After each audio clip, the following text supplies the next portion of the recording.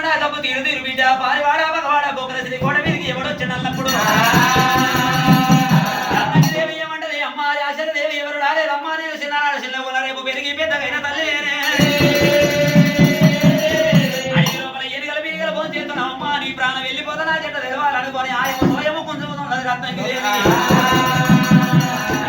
ఇంటవు బిడ్డ రత్నంగిరి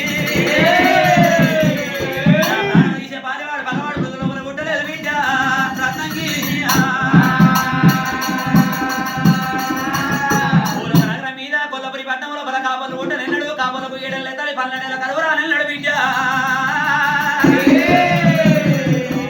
ఇలా కాపలు వచ్చిన గండవు కడదలు ఇగరికి కాపల ఇళ్ళ మల్లన ఉట్టేదన్నాడు బిడ్డ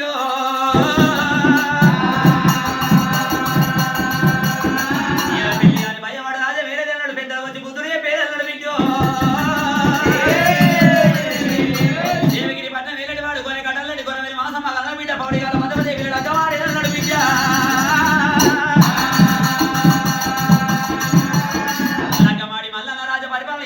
అందరికంటే పెద్దది మోహిని వన్నెల మల్లన మీద పగల పట్టేదే నడిపించో ప్రాణం తీయాలని పాముని విశాల తేలి విశాల మల్లన పెట్టని నడిపించా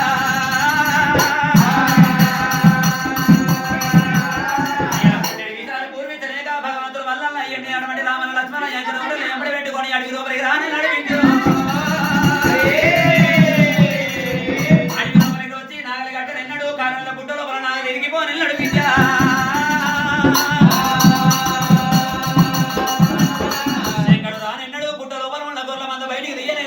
తన బడి లోపల 12 సంవత్సరాల మల్లల గొర్రెగా ఎన్నడు బిడ్డు అంతకాలం నిప్పు తల్లారేది ఎన్నడు నిప్పు జడల ఈ బొక్కల సిరి గోడ మీదకి రానెన్నడు బిడ్డ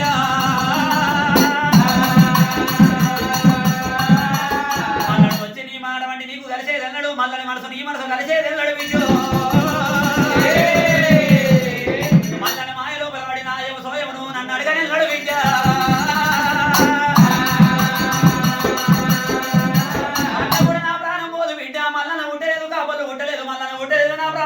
పాలివాడు పుట్టలేదు కానీ